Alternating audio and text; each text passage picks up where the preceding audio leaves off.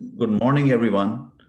Uh, this is Naveen Pathak from Entry India, and today we are going to be having another fun session on shipping to the US. Um, you see, let me introduce myself first. My name is Naveen Pathak, and I am COO at Entry India LLC, that is a New Jersey US based company. And in short, we work with the American brands to help them establish in the US market. And on the reverse side, for the Indian brands who are interested in the US market. So our charter is to find opportunities and to connect those opportunities with the right companies wherever those opportunities exist, whether in India or whether in US. It's very simple model that we follow is to find an opportunity. Let's say it is in medical device, it is in home furnishings, it is in healthcare, it is in defense, and then convert that into a project and then find the right people who want to do business with each other. Now that's the bigger 60,000 foot view. What happens if you drop down a little more? Then you say, you know what, Naveen or Entry India, we want to launch ourselves, let's say in India or let's say in US. So what are you looking for? Well, everyone is looking for buyers. You want to sell your product finally. That's what you are expanding your business for. But before you do that, there are many things that will come across where you have to figure out what is to be done because this is a foreign land. You have no idea where to begin, what kind of questions you should be asking, who are the right people you should be connecting with, or what kind of structure you should have that protects your business in a foreign land. Now, what it means now, this is where the real part comes in when you say, you know what, let's say someone says, this is, I'm just building some ground for the talk today. Companies in India and well, they want to come here in US. COVID has changed everything. Everyone is very well aware.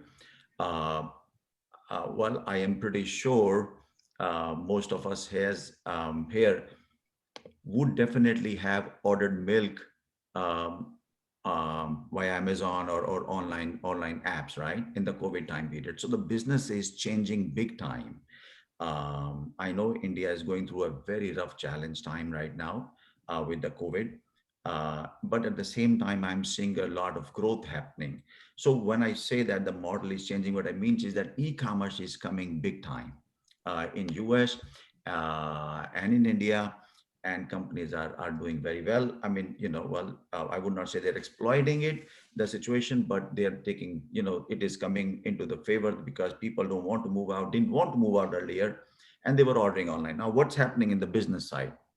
Business side, uh, I can tell you from US land, a lot of orders have been canceled because people wanted here the order fulfillment to be done within 3 days, within 4 days. Nobody wants to order and wait for 45 days for a shipment or the consignment to come from India.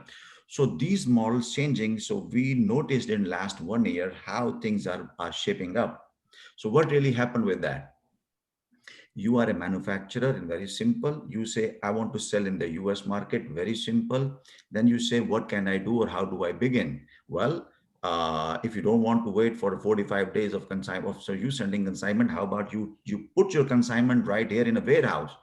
Well, that's easy said than done. Why? Because you have to be aware of multiple parts of how should you begin, what it means. Would you be able to just rent a warehouse and send your stuff? No.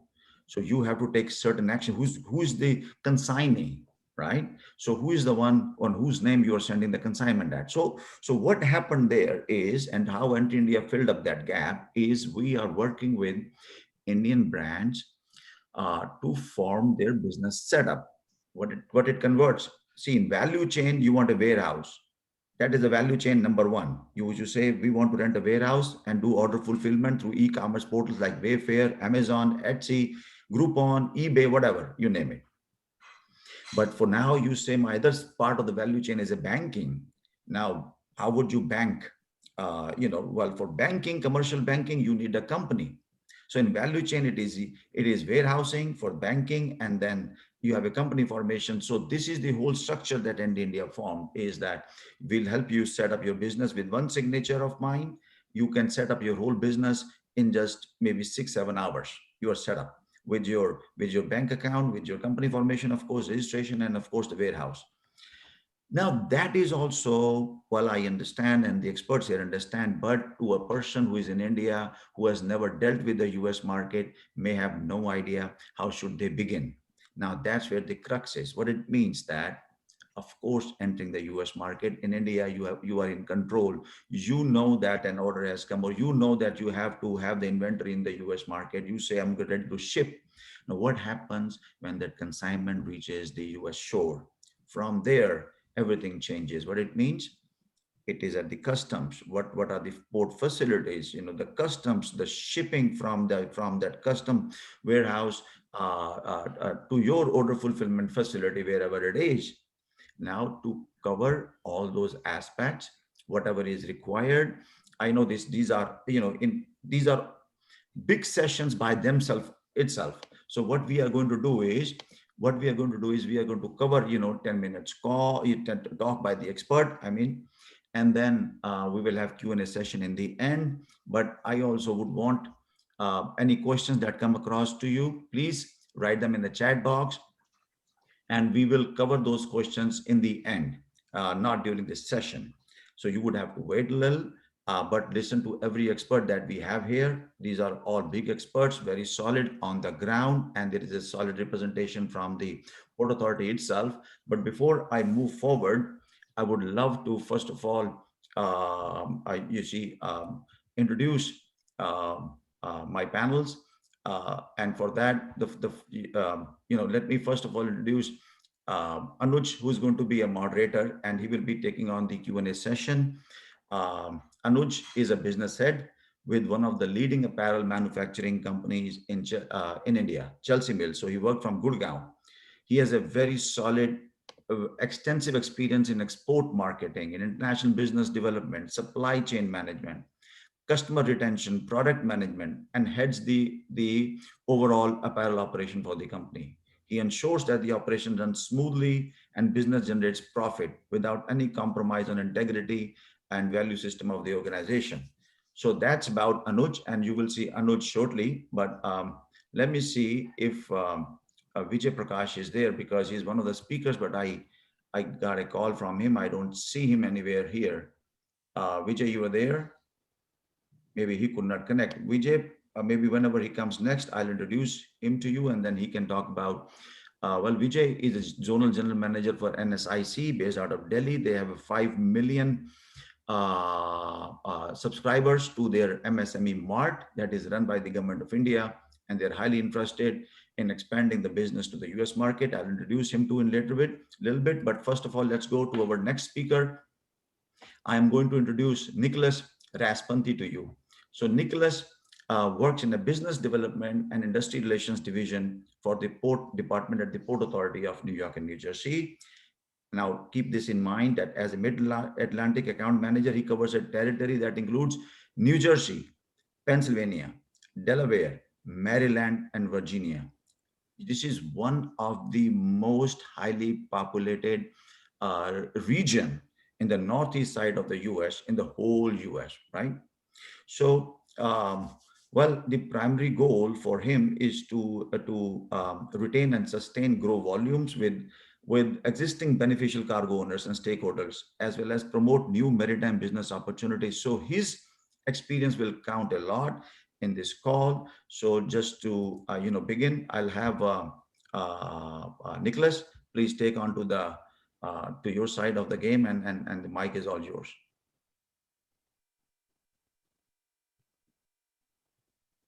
Thank you, Navin, and good morning to those in America, and good afternoon to everyone in India. Just give me one moment to share my screen here.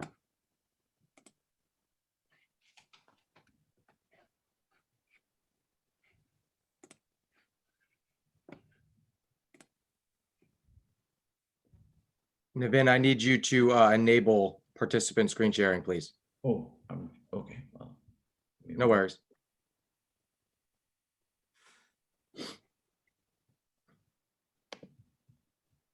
Give me 1 second. Like, let me see your name. I should have done that in advance. That's okay. I'll get started in the meantime. Just let me know, when it's available. You are ready. Good. Okay. Yes, thank you.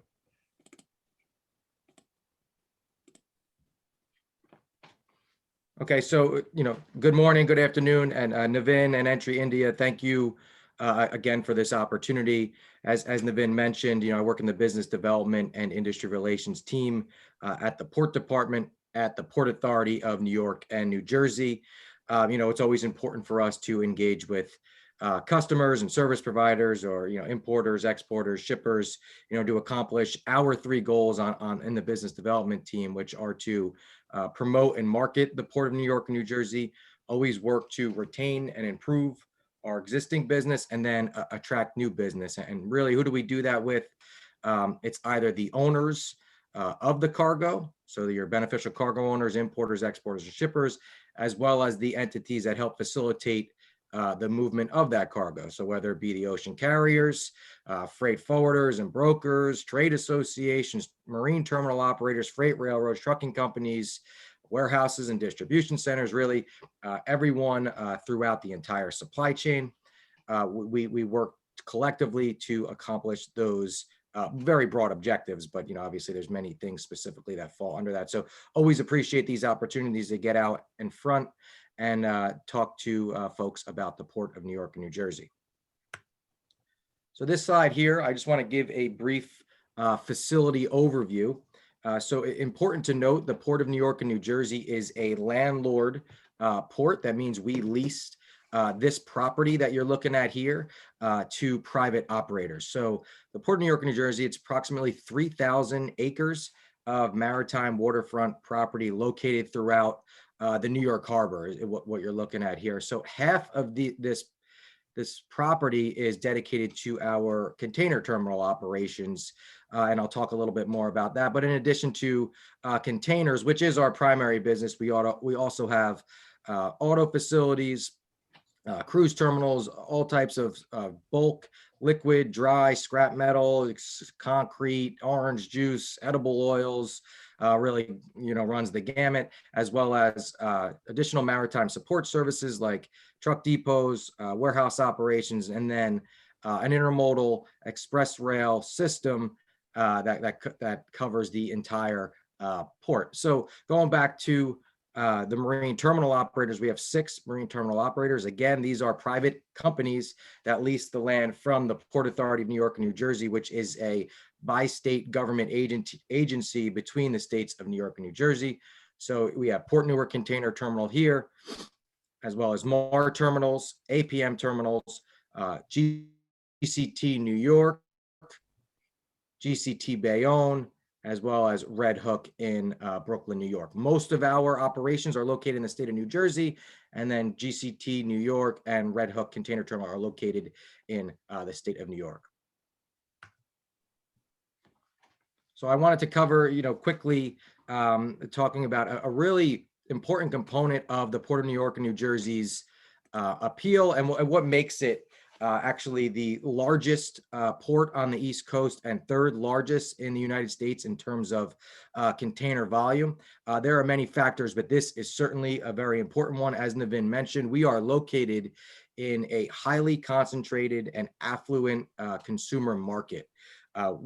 We have approximately 15 to 16% of US market share, over 33% of East Coast market share compared to our other ports, and access to consumers, speed to market access really helps drive that appeal for shippers looking to route cargo to high population centers. We can hit, as you see here, I'm not going to cite these numbers, but we hit more essentially in consumers in 1 hour than our top competitors on the East Coast, the Port of Virginia, as well as the Port of Savannah do in about 4 hours. So that is always very appealing, again, to shippers routing cargo to high population centers. We have over 1 billion square feet of warehouse space within a 50-mile radius of the port, as well as we are located 1/3 of the nation's GDP is located within 250 miles of this gateway. We also have good access to Eastern Canada as well, where a lot of their population is located, and also access to many of highways, interstate highways that can get freight moving by truck. And I'll talk a little bit more about rail going forward. So here's a snapshot of our top trading partners by country. If you notice, the import pie chart is larger than the export pie chart. We are predominantly an import gateway. The U.S. is predominantly an import nation now. However, due to that fact, again, that we are located in this, highly concentrated consumer marketplace, we are heavy on the import side. Exports are about 1/3 of our overall volume compared to imports. And, no secrets here with our top trading partners. China is number one in terms of imports, and then India, Vietnam, Italy, and Germany. On the export side, India is our number one trading partner, and then it goes, China and down what you could see there. Again, no secrets here on the import side with typical top commodities like furniture, electronics, clothing and apparel, machinery and parts, as well as beverages.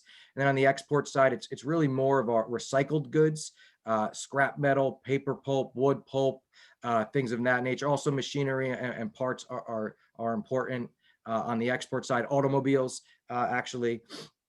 But what's important here, we have a very diversified origin base compared to the number one and number two ports in the country, which are the port of Los Angeles, number one, and the port of Long Beach, number two.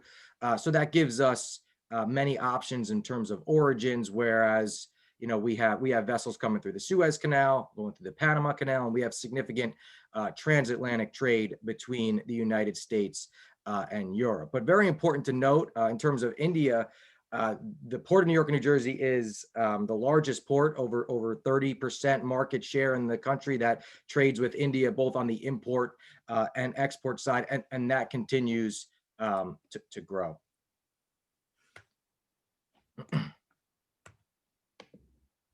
So very important to talk about the ocean carrier services that call the Port of New York and New Jersey.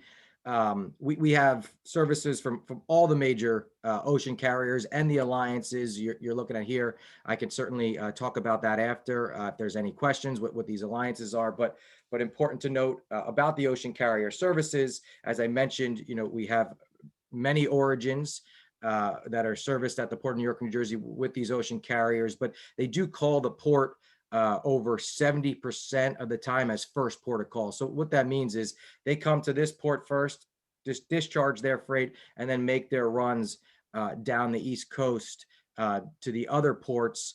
So again, that speed to market access, the goods get here first, whether they're getting on the local market or going out on our rail network, which I'll talk about now. Rail is very important to the Port of New York and New Jersey. We consider the center of the country, the United States, is really the battleground amongst ports. We call it discretionary cargo because basically it has discretion. It could go to any port, mostly any of the large ports, to get to locations in the Midwest.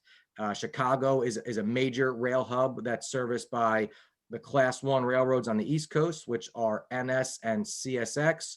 And we're also serviced by Conrail as our local operator. But we have access to over 50 destinations that you're looking at here in the Midwest and Eastern Canada.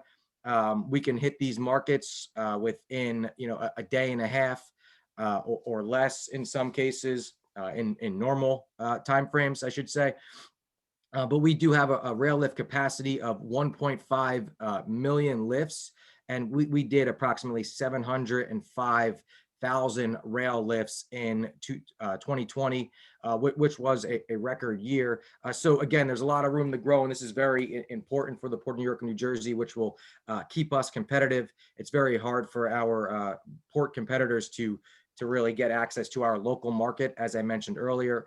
So rail is important, and it definitely gives options for shippers, because if you're trying to get your cargo to this local market as well as get on the rail, your freight's coming to the port first on an ocean carrier 70% of the time, getting worked at our marine terminals, getting on the rail or getting out to the local market in some cases before it even leaves the berth and heads down to, the other ports on the East Coast. So that was a very quick overview, facility overview and some capabilities. Again, this is to get into the details with our freight forwarder and broker partners that are on the call here. So happy to answer any questions now or even after. Navin and has my contact info, and I'll certainly share these slides. So thank you all again. Thank you very much. Thank you, Nick, for a wonderful presentation. Okay, so next in line is with us is Bill Skinner. Bill, welcome to the show today. Bill Skinner, let me introduce him to you. Bill Skinner is the president of W. Bill Skinner Customs Broker, and he has served as president of New York, New Jersey Foreign Forwarder, Freight Forwarders and Brokers Association. That's a pretty long acronym there. Since 2017. He's been a member of the board since 2003. Bill previously served as the organization's vice president of imports, vice president of education, and member of the Port Performance Task Force. In 2021, he became a member of the Council of Port Performance. Bill's experience began as a second lieutenant in the Army Reserve. That's a wonderful experience you have, Bill, there, where you served as a 4-year tour of duty with the Army in the Transportation Corps.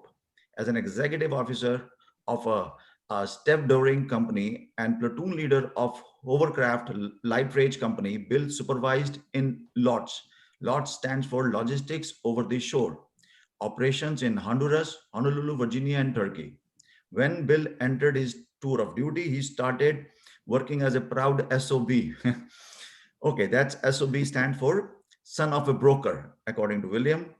For W.B. Skinner Company. In 1991, he helped the company become licensed by FMC as a freight forwarder and earned his custom broker license. Additionally, Bill served on the NCBFAA Customs Committee representing Area 2. Bill graduated magna cum laude from Niagara University and earned MBA from Stelton Hall University. Well, welcome, Bill. Welcome to the show. And I'm going to have you be the spotlight, and then you got the screens, right? Yes. I'm Okay. on the screen for you. Okay, there we go. Screen is on, There right? we go. Wonderful. Yeah, you can start there earlier. That's like one of the last slides. There you go up higher. There you go. Awesome. All right. Well, thank you, Navin. Appreciate the opportunity to speak on behalf of the New York, New Jersey Forwarders and Brokers Association. And you're not the only one that has trouble with that acronym. We are an association that are of businesses in the New York, New Jersey area dedicated to the port and business through the port.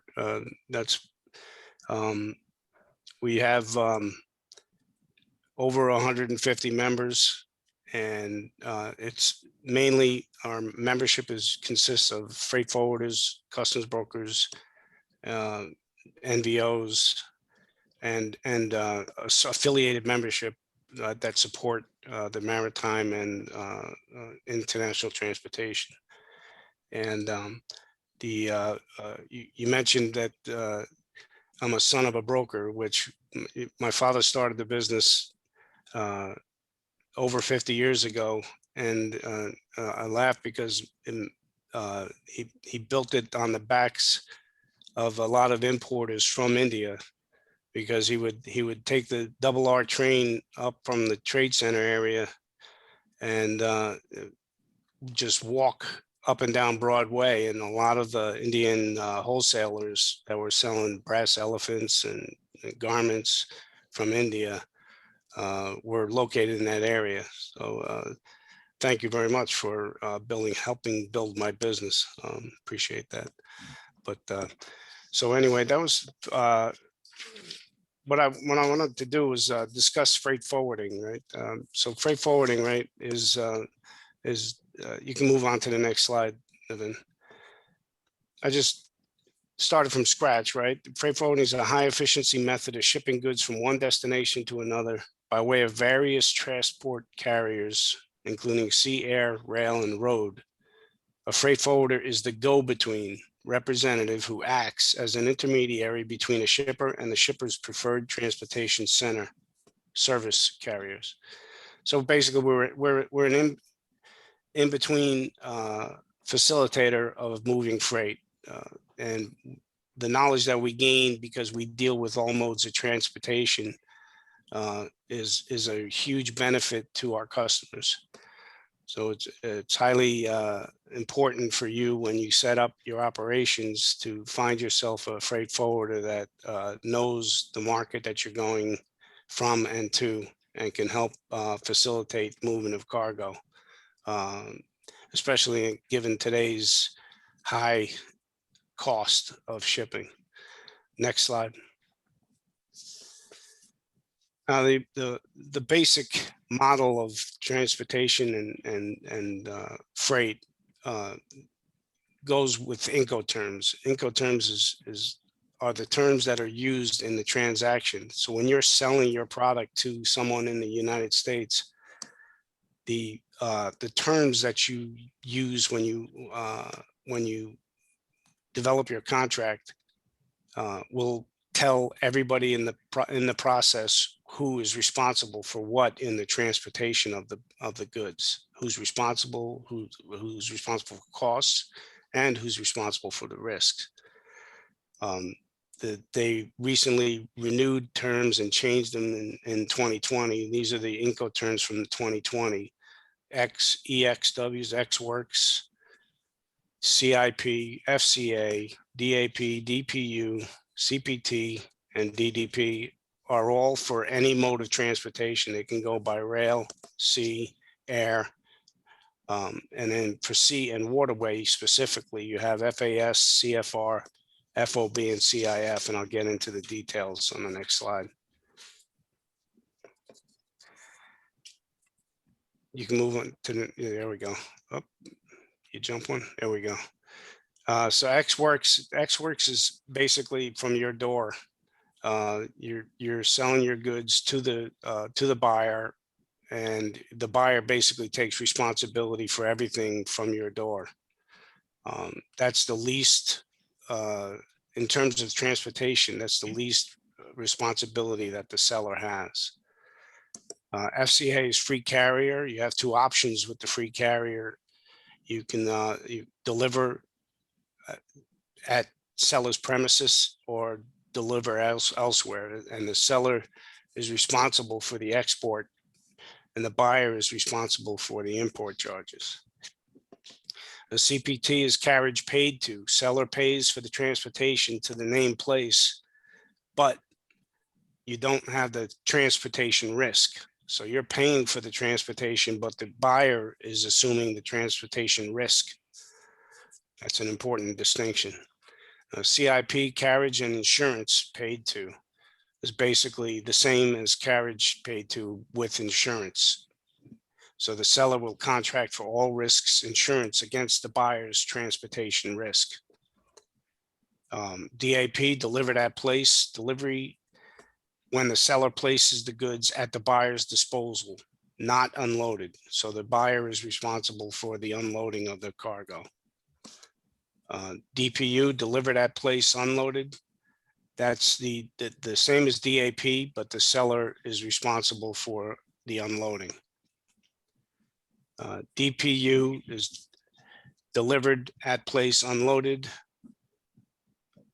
It's and DDP is delivered duty paid. That's the seller is paying for basically everything: transportation, clearance, and delivery, all covered by the seller. So as you work your way from EXWorks to DDP, the risk and responsibility of the transportation moves more from the where it's high for the buyer on EXWorks, it's lower for the buyer under DDP. The buyer won't have any responsibility basically until he gets the freight at destination. Next slide. These are the sea and waterway Incoterms. FAS is free alongside ship. Well, basically, the seller is delivering the goods alongside the vessel. the buyer is arranging the carriage and paying the transportation. FOB is free on board. The seller is delivering the goods on board the vessel, and the buyer arranges and pays the carriage. CFR, cost and freight. The seller delivers the goods on board the vessel and arranges carriage. The seller pays the transport, but the buyer assumes the risk. And CIF, cost, insurance, and freight, which is CFR plus the insurance, where the buyer, the seller insures the buyer's risk and arranges and pays for transportation. So the main ones that we discuss in our world as freight forwarders are FOB and CIF. Those are the oldest terms and the ones that are typical that you hear. When basically FOB, the seller is delivering the goods on board the vessel, and CIF is where the seller is responsible for the export, but the buyer is responsible for the import, and the CFR, cost and freight and insurance, is covered by the seller. Next slide. Now, going from that to this is, I wanted to give you some idea of what the numbers look like from actual shipments in 2021. This is a crazy year. The market is really tight. It's really high demand, and the costs are through the roof. So it's important that you find yourself somebody that can help you with navigating the cost structure and the movement of your cargo. Is getting your container on board is really important nowadays, and knowing who can and cannot get your containers on board would be important. So these are the top carriers issuing house bills in 2021 from India to New York. I broke it down straight from those ports. Maersk Lines would be the top, and MSC, and then these are house bills relating, so it's also including freight forwarding and NVOs. So it just gives you an idea of the volume and who is actually cutting bills of lading from India to New York. Next slide. Oops. Oh, yep, there we go. Now this, oh, back one more. There we go. This one here is it gives you a pretty good picture of the market from India to New York, and it shows you the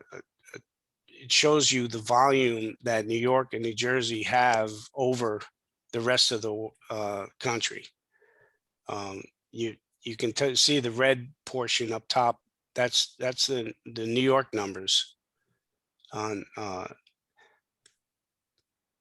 and then you go down a little bit below, and that's New Jersey, and then everybody else is underneath that. So basically, New York and New Jersey doubles the volume of the rest of the country in terms of house bills relating from India to the area. So it's a very highly like Nick was pointing out, there's a lot of volume from India to New York, New Jersey, and we are built to handle that volume, and the freight forwarders and brokers in our area know how to move the freight through the area to get it to the destination that you need it to go to. And we also have the warehousing and facilities to help with that move as well. Next slide.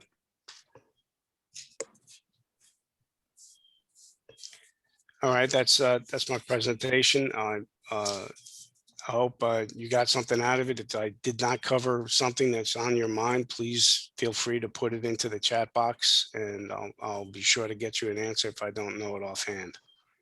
Thank you for this opportunity, and back to you, Nevin. Wonderful, wonderful. Thank you very much. Thank you, Skill, for this for this wonderful presentation. Next in line we have with us is Charlene. So let me just real quick. Give me 1 second here. bring up Charlene's presentation and then introduce Charlene to you. So Charlene Riley is a vice president with John Estier Company, a custom brokerage and forwarding company founded in 1905. So you can imagine 116 years old company. She started at John Estier Company in 2001 and has led the company a New York operation since 2002. So that's a great deal of experience, Charlene, you have there. She graduated from Penn State University. Charlene obtained a broker's license in 1989. That's a pretty long experience, pretty big experience you have. Charlene also served as the board of governors of the New York, New Jersey Freight Forwarding Forwarders and Brokers Association since 2005. She has been elected as the treasurer in 2007, served as the vice president imports from 2009 to 2013, and then was elected as the president and served from 2013 to 2017. So that's a long experience. That's a big, solid experience. She's also served as the association's board of governors chairperson from 2017 to 2021. She also currently serves as a senior advisor to association's board of governors. So here we have Charlene, who will talk about her experience and give a presentation. So Charlene, I will be doing the screen share. Hello, everyone. Welcome. Wonderful, Charlene. Let me bring your screen now.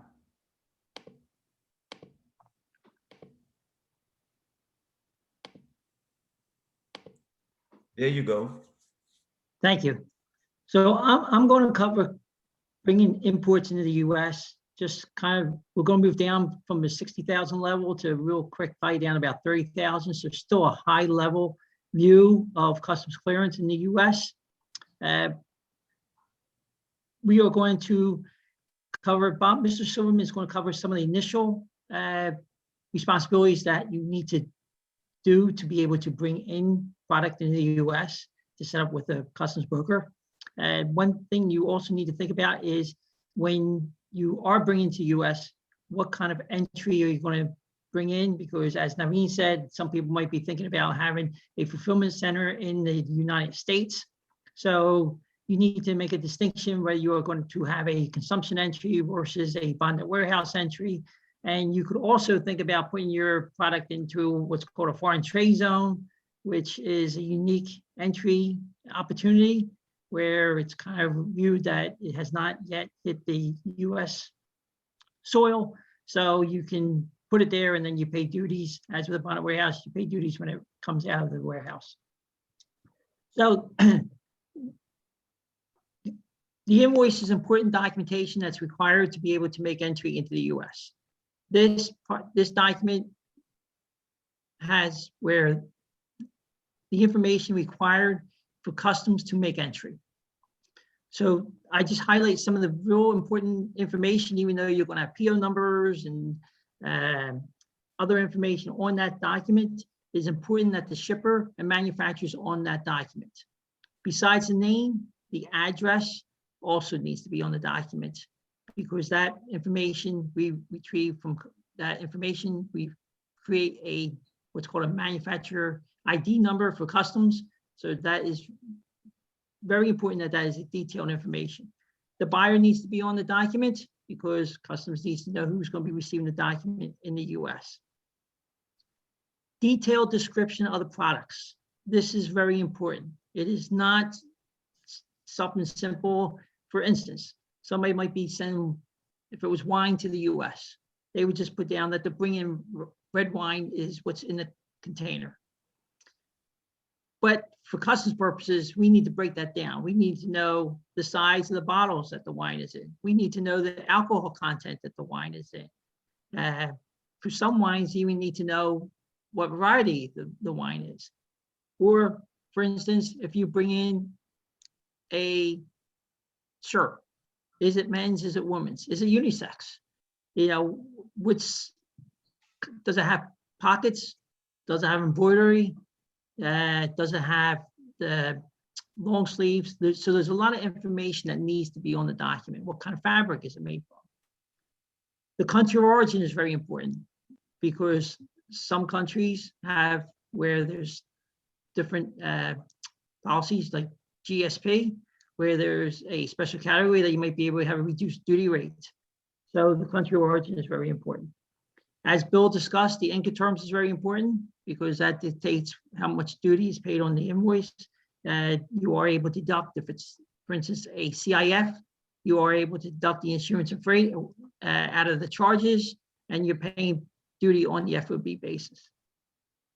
Valuation, that is very important that the correct valuation is placed on the invoice. So whatever your agreement is with the buyer, you need to be able to put the correct valuation on that. Any deductions, any additions, they all need to be presented on that document so that the correct valuation is presented to customs. The currency, you need to say whether it's an Indian rupee or whether it's US dollars, or for some people who go through third countries, it could be euros. That information is critical to be able to make the correct duty payments to customs. Next slide, please. So there are many special categories of merchandise. I listed a few here. Fabric that comes in, there needs to be a fabric detail sheet that accompanies the documentation. So you need to be able to tell what the fabric's made of. Usually percentages of different products that are there. There's wharf, there's yarn numbers, there's a lot of different information. So that is a critical document to be presented with the documents. Textiles. As I said, there's usually a textile document sheet, again, to be able to list out all the information that's required to make an entry, because if you don't know whether the product is knit or woven, or whether it's, for instance, a sweater, how many stitches are in the sweater, it could be a sweater, it could be a blouse, that information is required. Steel, you need to have a steel summary invoice sheet to be able to indicate whether that steel is an alloy or not. So that's very important to be able to have with the documents. Chemicals, again, needs to be very descriptive on the invoice, because there's a wide range of chemical products in the chemicals, where it's organic, inorganic. That's 2 different chapters in the tariff schedule. And then you have a huge breakdown of the different types of chemicals, as far as is there mixtures that go through the tariff book. And then there's many others that you can reach out to brokers in the US to be able to discuss with you if the product that you are importing requires any special description sheets or any other specific information that's required for that merchandise. Next slide, please. Now, besides customs bringing into the US, there are well over 40 different, what we call PGAs, which are participating government agencies that regulate products coming into the US. I listed the main ones here: Food and Drug Administration, if you bring in food, medical supplies, cosmetics, even something that people won't think of, such as TV monitors, because there could be radiation given off of it. They're all monitored by FDA. If you do sell products to the US, if you are going food products or anything, you need to make sure that you're registered with the FDA. United States Department of Agriculture. If you, again, food, if you bring in food products, it's regulated by USDA.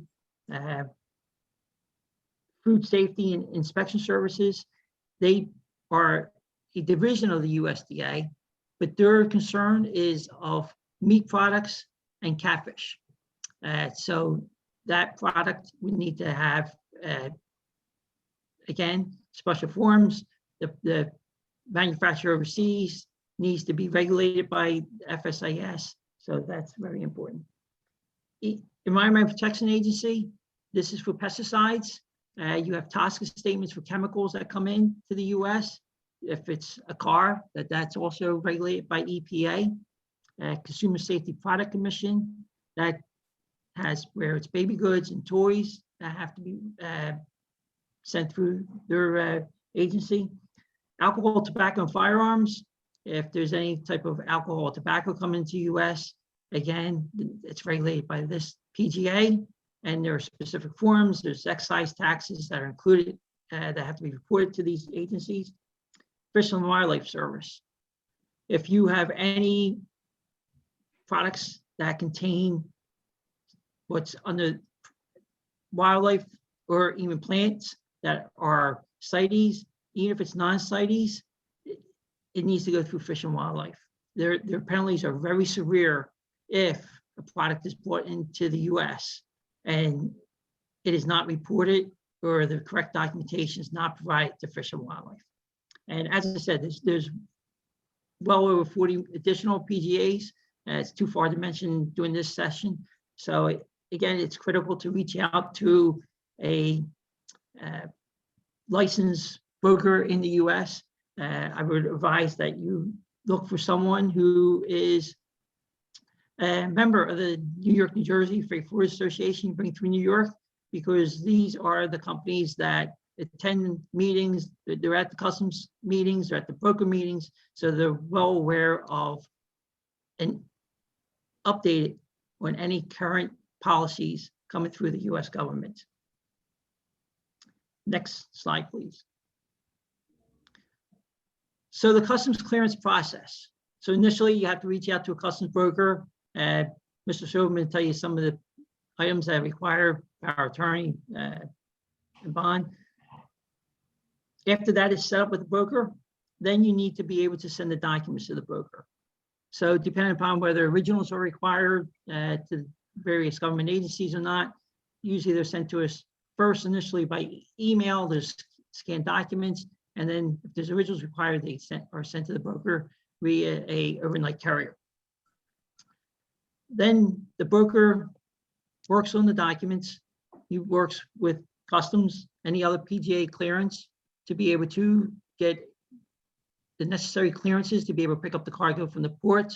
They also check with the steamship lines, see if there's any charges due to the steamship line, original bill of lading. If it's not express release, the original bill of lading needs to be sent to the MEOCC or the ocean carrier. They send a pickup document to a trucker so that they can arrange to go to the terminal to pick up your container, take it to the warehouse or to the seller, wherever you're selling it to. Now, I've been basically saying ocean. I know Nick covered ocean, but there's also a large air contingent that also comes through JFK into Newark. That is also an arm of the Port Authority in New York, New Jersey. And then we track and make sure that the shipment is picked up. Then we also obtain the funds from the importer of record and make sure that the duty is paid to customs.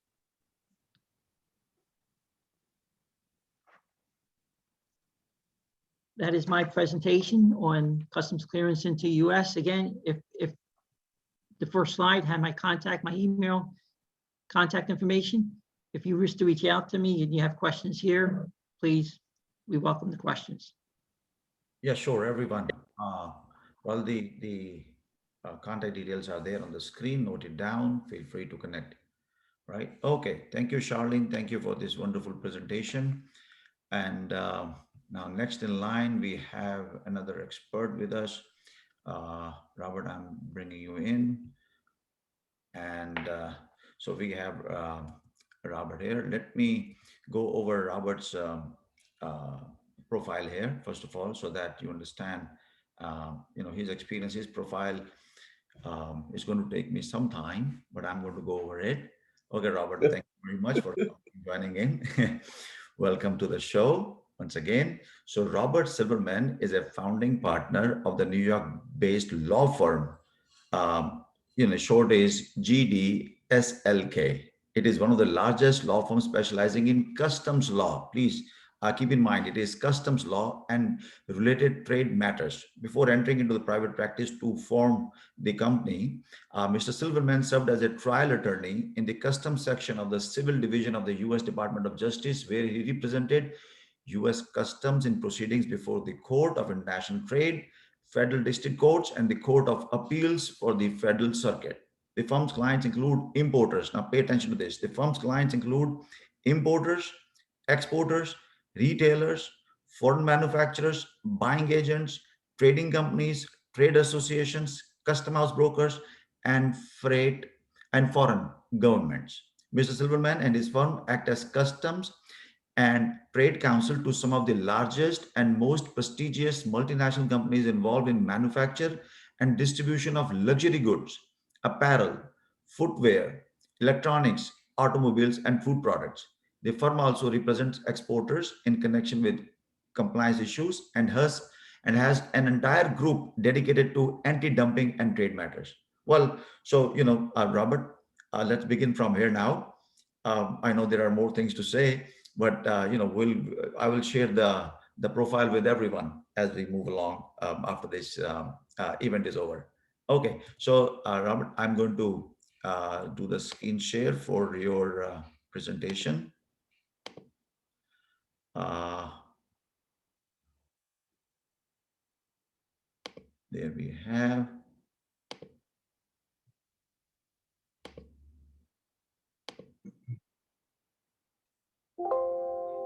Here we go. Okay. Good morning, good afternoon, everybody. I'm participating. Really got this opportunity because I am the Customs Counsel to the New York, New Jersey Freight Forwarders and Brokers Association, and I've been doing that for quite a long time. Thank you for this opportunity. Can we go to the next slide, Navin? Thank you. Okay, so this is probably the most important slide that we have.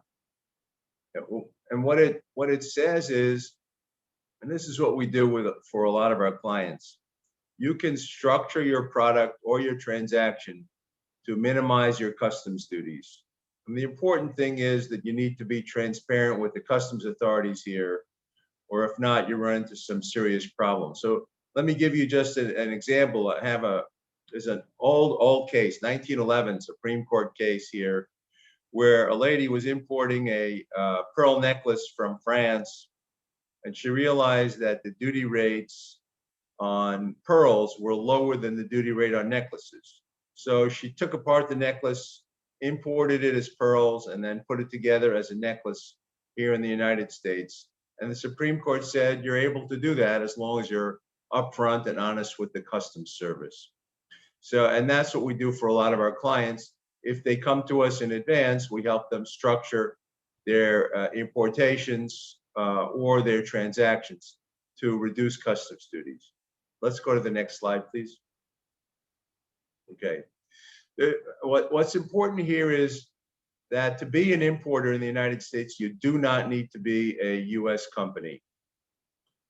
Individuals can be importers of record, partnerships can be importers of record, and you can be even a foreign company or a foreign national can be an importer of record.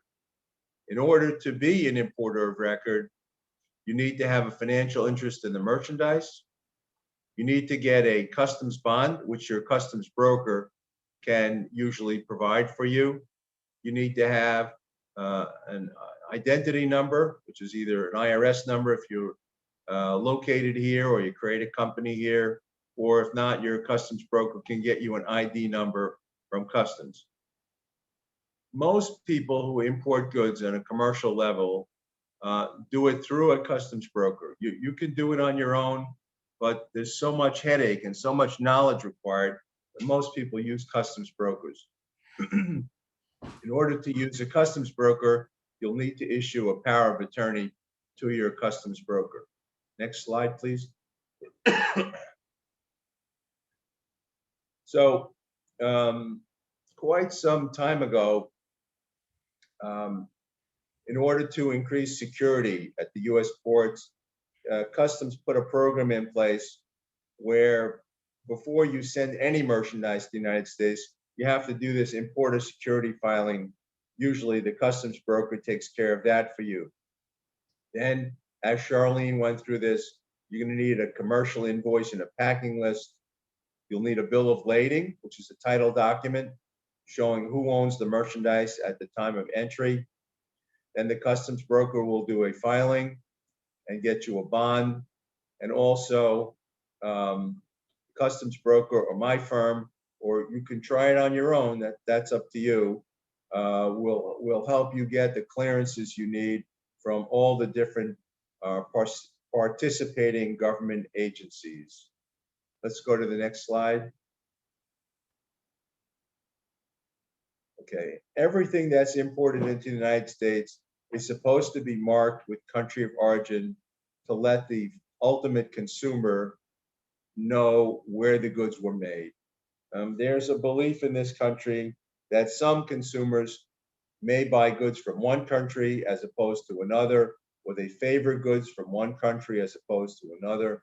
And as a result, everything that comes in. So the question is, who is the ultimate customer? If you're sending in retail type goods like wearing apparel or jewelry, then the ultimate customer is the consumer. And there you're supposed to be marking your product with origin so that the consumer knows where the product is made. So the marking has to be permanent. It has to be in English. It has to be legible. It has to be conspicuous. But it can be in different ways. So for example, if you're importing jewelry, you're not going to have to disfigure the jewelry, maybe just a paper tag that says made in India is satisfactory.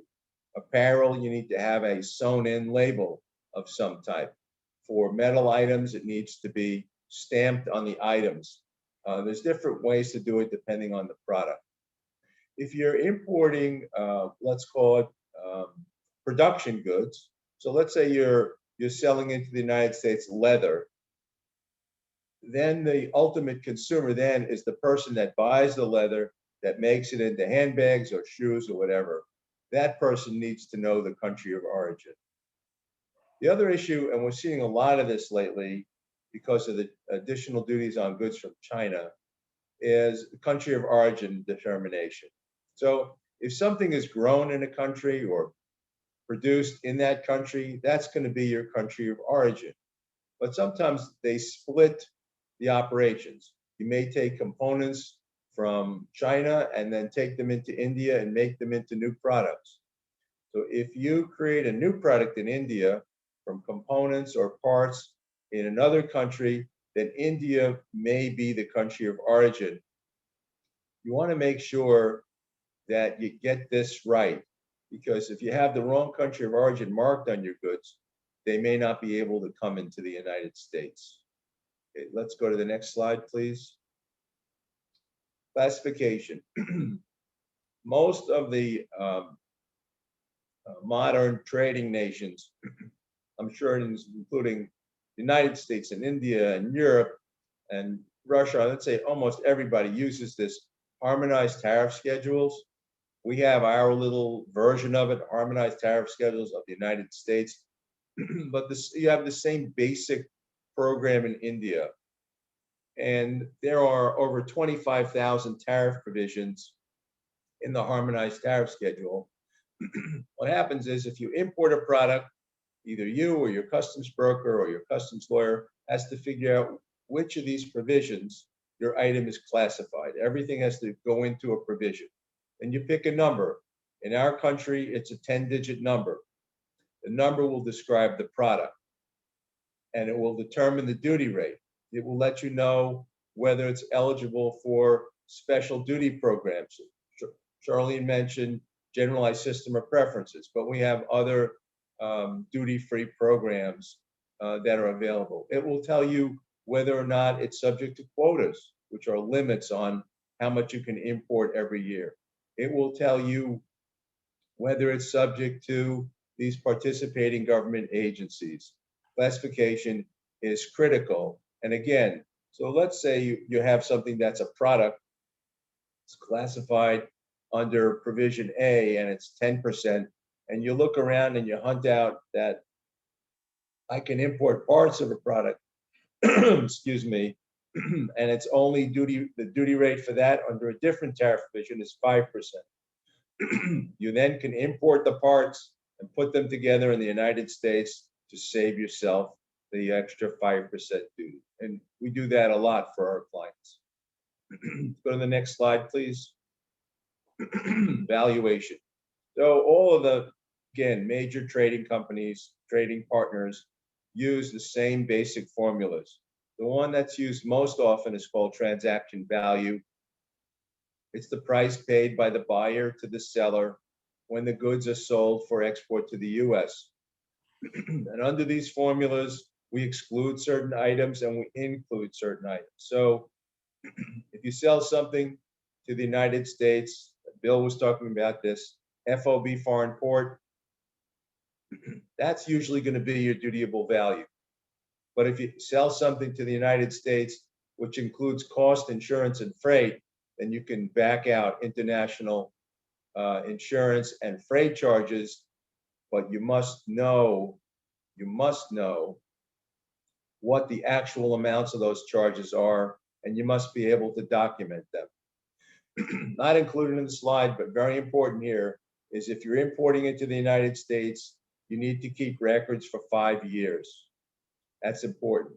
Okay. Also, here, going back to value, if you're selling something into the United States, let's say it's some big project and it's going to be put together in the United States, you can back out the US construction or assembly costs, but again, they have to be separately documented and separately identified. And here, this next line is very important. So let's just say a United States importer sends you gold to be used to manufacture jewelry. You manufacture jewelry. The gold costs $90 and the making cost is $10. Your dutiable value is going to have to include, go back, please. We're not done with the other slide. Thank you. Maybe I'm taking up too much time. It needs to move along. Okay, so it's no problem. So the dutiable value is not $10 alone. It must include the cost of the jewelry, of the gold that was sent. That's called an assist. And then here, certain royalties like patent royalties will also be dutiable. Let's talk for a minute about the first sale program. This is one of our most popular duty saving programs.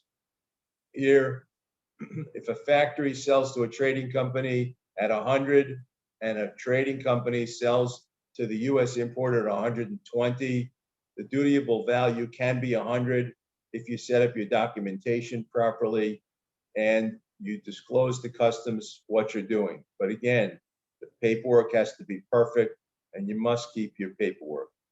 We talk about, this is the last one on this slide, then we can move on. We talk about unbundling non-dutiable costs. So sometimes we have goods sold from a factory to a company in the United States at, let's say, again, $100. And we realize that we can break out a buying commission fee if the manufacturer will work with us and create a separate buying company. So now we can reduce the dutiable value to 90 and pay a separate buying commission of 10% that would not be dutiable. Again, goes back to our main concept of structuring transactions to minimize duty. Okay, let's go to the next slide. E-commerce, very popular in the last few years, growing exponentially. So the way to set this up, let's say you want to have an e-commerce business, you can avoid customs duties altogether if it's done right. If it's done wrong, you're going to wind up with a huge penalty case. So if I'm a customer and I want to buy a product through e-commerce and the shipment comes to me and it's less than $800 for the day, I don't have to pay any duty on it, assuming that's the only shipment I get during the day, and assuming that it's not subject to Food and Drug clearance, FTA clearance, quotas, or any of the other things. Also here, again, avoiding duties. You can't say, I'm going to import something for $4,000 and break it up into $800 shipments to avoid the duties. So again, it's a program that can be done if right and can save you duty if it's done properly. Let's go to the next slide. Okay, so this is a very important part of our business. We have the ability to apply to the customs service in advance to let them know this is what we want to do, and we want you customs to confirm our classification, our country of origin, or our valuation. And we have a database of customs rulings that are available to us to look at. If someone comes to me with a product, I can look it up and say, oh, it's already covered by a ruling. I don't think you need your own ruling. Or I might say, I think the law on this is pretty settled. You don't need to get a ruling, but if it's gonna involve a lot of money, then you may want to get your own customs ruling, and that's something we can assist you with. Next slide, please. Okay, I think this is the last slide. So this is we call this the parade of the horribles, right? So this is what happens if you get it wrong. If you get it wrong and the Customs Service thinks that you've done this, made intentional misstatements on your entries, there are criminal penalties that are available for them to pursue. 5 years in prison, multiple duty penalties, and so on. If they don't think you've done something intentionally, made intentional misstatements, a classic intentional misstatement is, I'm going to buy at 100, but I'm going to show the invoice at $50 just to avoid the duty. That would be a crime.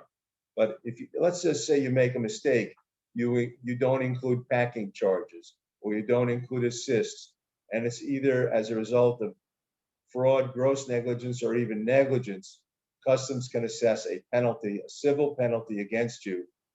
And that will depend on whether it's negligence, for example, would be 50% to 200% of loss of revenue, all the way up to fraud, which is 500% to 800% of loss of revenue. Some items, if you get it wrong, you import something that's not, that requires FDA licensing, and you don't have it, your goods may be excluded or they could be seized. We have the same thing. Another big program in the United States now is these forced labor programs. You cannot import something into the United States that has been made with forced labor or North Korean labor. And Customs from time to time sends out inquiries asking for people to prove that their products are not made with forced labor or North Korean labor. And there you have to have records, you have to work with the manufacturer to have production records, employment records, payment records to prove that your goods can be imported into the United States. I think that's my last slide. Navin, let's just go to the last one. Yeah, thank you very much. If anybody has any questions, you have my details. We're available to assist you any way we can. Have a great day. Thank you very much. Thank you, Robert. Thank you, everyone.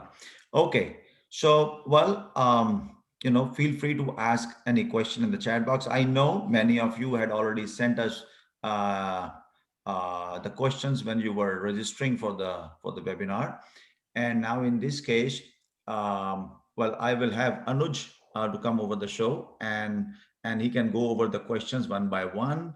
And then, one of the panelists will pick on any question and answer. But Anuj, now you have the microphone, and you get onto it, please.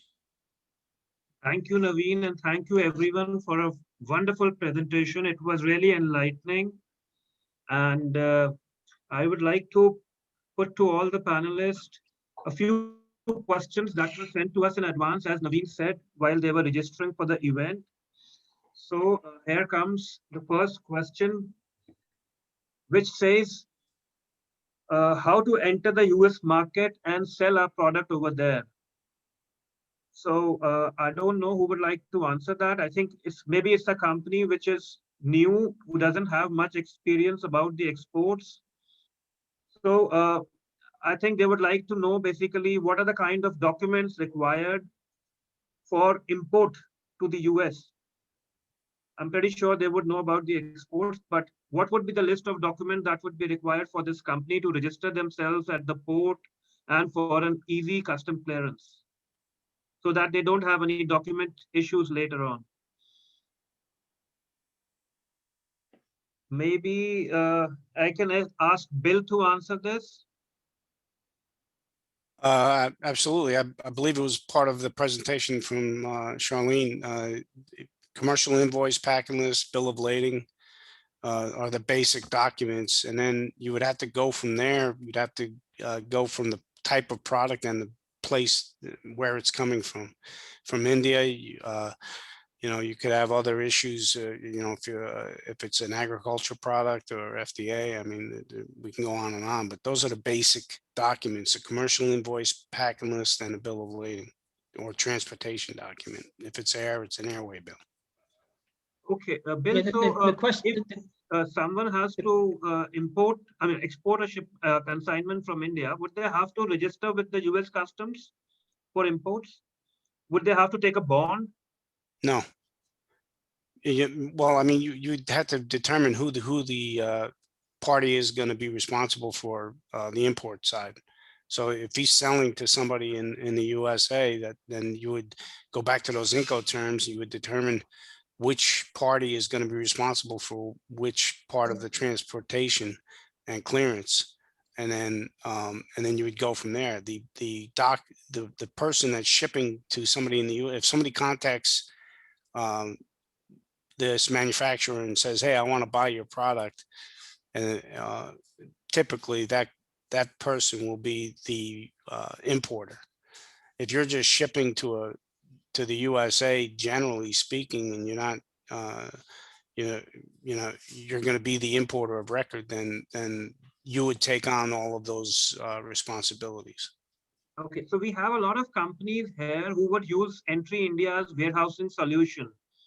So would they need to go for a single entry bond, or is there an option for a multiple entry bond? Because they would be stocking their goods in the warehouses in America and selling it to the e-commerce players like Amazon. They would be selling on Amazon or other such marketplaces. there is a continuous bond that is good for a period of 1 year. Okay. Okay. I have another question which says, would like to know about the various certifications needed for exporting garments and clothing to the US market. Are there any special requirements in terms of documents? From what I understand, I think for children, since I'm into the apparel business, I think for the children clothing, you need a CPSC certificate kind of a thing. But for adults category, I don't know if there is something. And this is a question which has come up. Well, there are requirements for special documents to be able to clear customs, like I said in the information, but there's also labels that need to be required. Wear Apparel requires certain labels. So if anybody has questions about that, that's where they would reach out to a broker or to Mr. Silverman as an attorney, and they would be able to advise them when the proper requirements to import Wear Apparel. Okay. But I think you're right, Anuj. It's for children's garments, there are issues. Also for sleepwear, there are issues. Other than that, there's no special certification that's required. And Charlene is absolutely right. The place where most of our clients have issues has to do with the Textile Fiber Products Identification Act, and that's how you mark your products in terms of fiber content, care labels, and all those kinds of things. I have another question which says, how to achieve best prices on duties, freight, clearing, and delivery to clients? I mean, which means how to find out the best freight forwarder in simple terms. The most reliable ones. How to find the best freight forwarder? You're looking at them. No, you do your research. What are you going to be comfortable with? Are you going to be comfortable with a large multimodal, huge organization? Or are you more comfortable with a small family broker? Who's responsible for what? Are you going to be responsible for everything through to destination? Are you just responsible to get it to, along out of your factory, so really it depends on a lot of issues, but how to find the broker first of all, I would say analyze your transaction and determine what you're going to be doing with this. Are you going to be setting up a warehouse in the USA and delivering from there? So you would need everything taken care of. So there's a lot of, it's hard to answer that question when you don't know what the details of it are. But essentially, by being on this webinar, you're starting the process to find the person that's right for you. Absolutely. I agree. Let me just add one thing. The duty rates in this country on apparel and footwear tend to be pretty high. I'm sorry. Other than that, duty rates are low and freight charges are much higher than duties to be paid. So you can use a Bill Skinner or a Charlene Riley as freight forwarders to keep that freight cost down. That's a very important part of entering the US market.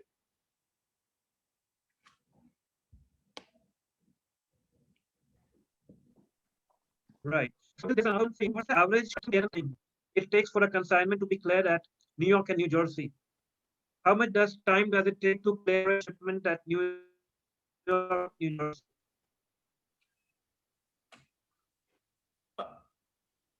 Anuj, the voice wasn't clear enough. Am I audible I think you now? asked how long it takes to clear something. I think that, yes. Yeah. How long does Okay. it take to clear a consignment at New York and New Jersey?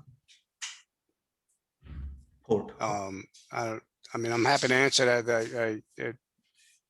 If you're coming by ocean, I mean, you should have that product cleared before it even gets to the becomes available. That's our goal, is always to have it cleared before it's available. Now, you could have extenuating circumstances where you have examinations and or other things from customs, and then you would need to coordinate that through your broker to get the container moved to the exam site.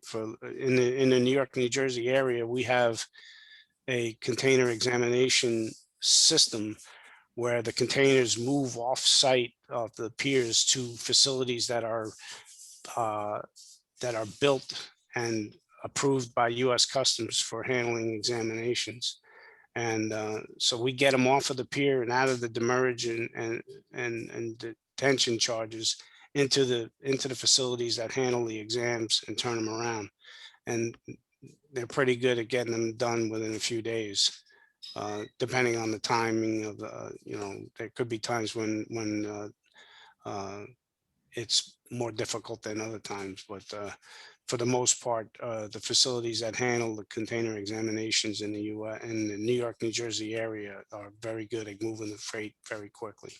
So within a few days at worst, you should have a customs release for your product.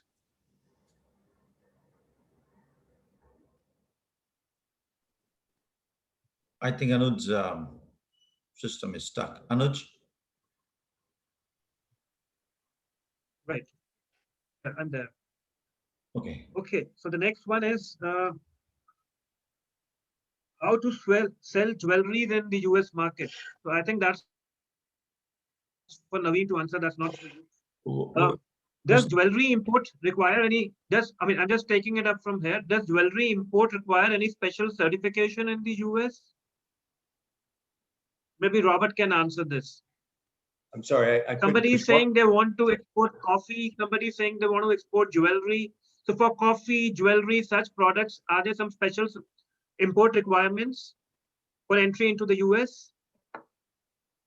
It will depend on the product. So jewelry, for example, you don't need any special certification. For coffee, that's got to be covered by the FDA. So I'm sure you have to be registered with the FDA. The producer has to be registered.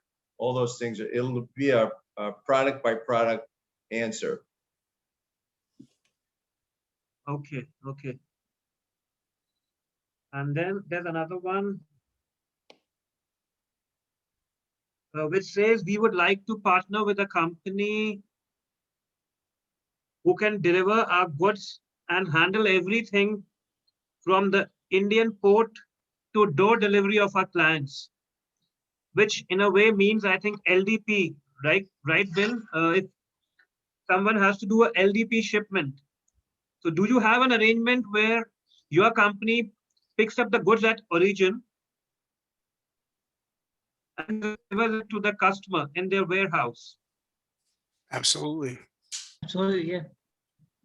That's what we do. Yeah, Okay. And I think you would call it LDP, right? DDP was the DDP. Incoterm that is appropriate. DDP. Delivered duty paid. He's basically saying that he's going to take on the responsibility all the way to the door to the delivered party. And so everything would be on him in terms of cost and risk. Okay. There is another one which says, we have partnered with the Jet Pulverizer Company, Philadelphia, and have started manufacturing for them in India. We would like to know more about the best shipping options available. So I think you've already maybe answered, because you have all the options, sea, air. So Yeah, there's all kinds of options. A freight forwarder is basically the party that you want to contact to determine what the best routing of your freight is. There's all kinds of issues that can come between you and delivering your goods to your customer. And going to Philadelphia is different than New York. If you wanted your container to be unloaded in Philadelphia, you're going to reduce your allotment of vessels that come. Typically to Philadelphia, goods will come into New York and then move in bond to Philly because of the amount of vessels that are available. right. Robert, I have another one for you. It's again on coffee. I'm so sorry. There are too many questions on coffee today. It says, please give us a detailed list of documents we need to export green coffee to US. What are the clearance documents required when the coffee consignment reaches the port? I don't know. I don't know the answer for coffee. If you get this person's email address, I can shoot him a note back. Right. I think we'll give him your email ID, and basically he can consult with you later on. Yes, that's fine. I don't mind. I'll do it as a courtesy. No problem. Right. That's a quick answer. Okay, so there are some questions here in the chat box also. So let's see if we can cover those. So I think this first one is for Nick. It says that is Michigan within the serviceable area for New York and New Jersey port? I don't think so, but. No, that's a good question. It certainly is. And, you know, Michigan is located in the region which known as the Midwest. And as I mentioned on the intermodal rail slide, we certainly do have access to Michigan. And for example, you know, the container would get off the vessel at one of our terminals would be transferred to an intermodal rail facility, or we call it express rail, located within the port. Then it would go by rail. Most likely, if it's going to Michigan, it would probably go to Chicago. As I mentioned, Chicago is a major rail hub in the United States. And then it would likely be from Chicago, you know, get taken off of the rail by one of the Class 1 railroads and trucked to, you know, a warehouse or distribution center in Michigan. So absolutely. And we would most likely be the most direct port for access to Michigan. You know, like I said, most of the big ports have rail access, but you know, if you look at a map, you can see from the Port of New York and New Jersey by rail, it's a direct shot to Chicago. Wonderful. Okay, so this next question, I'm reading in the chat. It's Realme. Okay, the question is how to find registered companies in USA. I do not know what that means, but so that we can contact for our exports, any association or organization where USA importer or member or having membership. that would be great help. So I guess they are trying to look for who, freight forwarder, registered Well, in any yeah, association.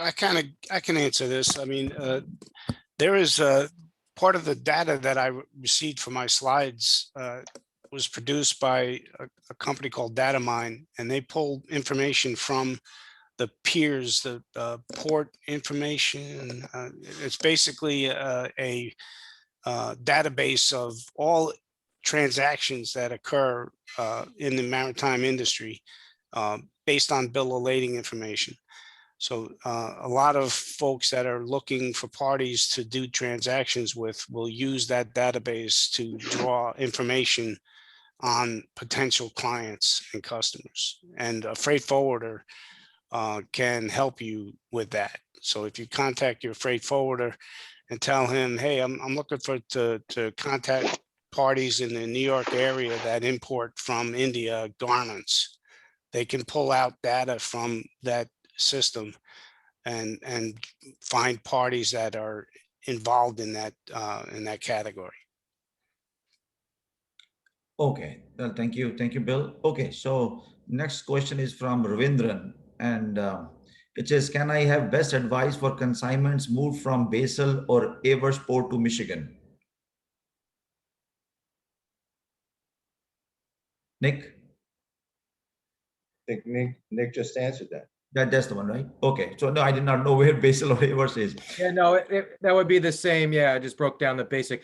Also to note, you could certainly, truck your freight out there. It's going to cost you a lot, but that is an option as well. Shippers do it. Because there's the 400 to 350 to 500 mile radius where the shipper will make the determination, or a forwarder will make the determination depending on services. And rail availability, whether it be truck or rail. So, Michigan is outside the 500 miles, certainly from the port of New York and New Jersey, but rail would be your best option there, most economical. Okay, now next question is by Vasundhara, and she says, "Hi, Robert. Please let me know if a material gets damaged due to any environment issue during transit and the buyer in USA rejects or don't accept the material. Is there any legal help for the exporter?" Well, I mean, you might have a claim against the shipping company, but I think those are pretty difficult to do. If the exporter rejects it, then the question is, what do you want to do with the freight? Do you want to accept it? Do you want to destroy it? Do you want to sell it to another country? That's up to you. You need to work out something with your customer and see what you can do. All right, thank you. Okay, next question. Yeah, the Incoterms would come in play there as well. I mean, what was the terms of the sale that they had? Because the depending on the terms, the buyer may have been responsible for the transportation where the damage occurred. So those are important questions. Yeah, that's a good point. The buyer may already own it. If you sell it FOB foreign port, then it's the buyer's problem. Okay, well, now next question is by Rajneesh, and it says that one of our customers is in Mexico and requires warehousing in USA. What will be the procedure of doing it through NJ Port?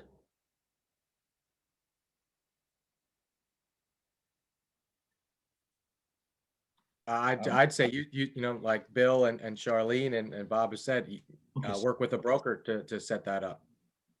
Work with a forwarder. Okay. And then there is a question that would like to know certificates for edible oils like coconut oil. Okay, that's, I think that's FDA approval is required, right? That is correct. But they would need to have more specific information to Okay. determine.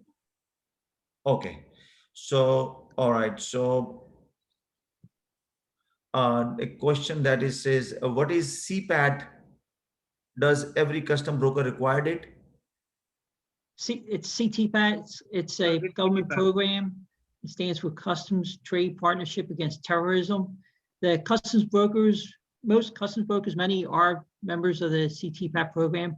We do not require our customers to be CTPAT. Many CTPAT importers, though, do want their brokers to get certified. They also look for the steamship lines, the ocean carriers to be CTPAT certified. So it's more based upon the importers determining their partners to be CTPAT more than a broker stipulating that their customers be CTPAT certified. It's a volunteer program that people join through with the Customs Service. The idea is if your cargo is secure, you're going to be subject to fewer inspections. Okay. Absolutely, Right, so absolutely. next question is by Adesh. It says that can Dillon and Chicago be serviced from New York, New Jersey? What are the advantages vis-a-vis Charleston Port? So yeah, Yes, Charleston Port, you're going to have less options, as Bill mentioned, both in terms of ocean carrier services going to Charleston, as well as your rail destinations from Charleston. So I don't know all the specifics about the Port of Charleston, but you definitely, it's a smaller port, which sometimes could work better if you do have a service there. I'm not going to say that, but you're going to have a lot less options in terms of ocean, trucking, rail, all the above. All your transportation options are going to be much less out of a port like Charleston. Okay. But yeah, those destinations can certainly be serviced out of New York, New Jersey. Okay. All right. So I have one question, and I think I heard Robert talking about it, a GSP program, Generalized Systems of Preferences. I think India is no longer a part of it, and Trump removed India, I think, in 2019, if I'm not wrong. Is that correct, Robert? you know, I think so, but I'm not sure. Okay. Any other programs where Indian exporters to US can benefit from when they're importing their stuff from India other than GSP also? No. No, not that I'm aware of. Okay. And well, while we touched upon e-commerce, I know that, at Entry India, we are dealing with a lot of companies who are getting into e-commerce. So one thing that is coming out of it is that, of course, New York, New Jersey area where, maximum number of NRIs live here, like non-resident Indians, people of Indian origin. And the most density wise population is in New Jersey, of course. So in New Jersey is a highly targeted market. When warehousing is coming, I've noticed that in New York, New Jersey area, warehousing has become very expensive. Now, from the perspective of e-commerce, how would we propose New York, New Jersey? I know that Nick talked about it in detail. What I mean to say is that when a company is looking for a warehousing to get the order fulfillment for e-commerce, it basically doesn't matter where warehouse is because the order fulfillment can be done from anywhere. Now, the question that comes up is that should I choose, let's say, Norfolk, Virginia, or I should choose New York, New Jersey, but if I do warehousing here, it can be a little expensive when I do warehousing in North Carolina, let's say that. So how should we come across to the prospects to bring them here to the New York, New Jersey port?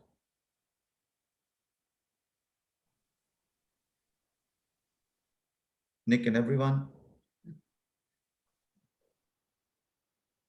I mean, I can start, and Bill or Charlene may want to jump in, but there's just a lot of factors to consider. So depending on geography, and I'll start with two: geography and services. So if your market is located in Virginia, right, and you have your warehouse, you found a warehouse there, and you have a better rate, okay, that might make more economic sense. But if your market is located in both, the New York, New Jersey region as well as Virginia, and you found a warehouse in New Jersey, it may cost you more for storage, but if you're transporting it locally over time, it will be less, as well as, again, the services coming to the Port of New York, New Jersey. Port of Virginia is also a larger port on the East Coast, different than Charleston, but it just depends on a lot of factors. And again, using a broker or a forwarder, they're going to be able to break that down for you really from origin to destination and get you the best services and get, to try and find you transportation, storage, distribution, all those important components. It's just a lot of factors that, for me to be agnostic to answer this question, it really is, it depends on a lot. Sure, sure. No, I understand. Thank you very much. I just want to make sure that I have this part cleared up because this is coming up a lot many times. Okay, Anuj, do you have any more questions? I have one question, which is to Robert. In one of your slides on e-commerce, you mentioned that individual shipments doesn't require any formal customs entry. And then you also mentioned about the $800 slab. Does it mean that any shipment which is at a value of $800 or lower will not require a formal customs clearance? Am I correct in understanding this? No, that would not be correct, because it's limited again to a shipment for, I mean, it's really directed toward a consumer, but the shipment has to be under $800, but it can only be the consignee's one shipment per day. That's it. Right. So you do commercial transactions. You can't send 10 $800 shipments into the United States to avoid the customs duties. That would be a problem.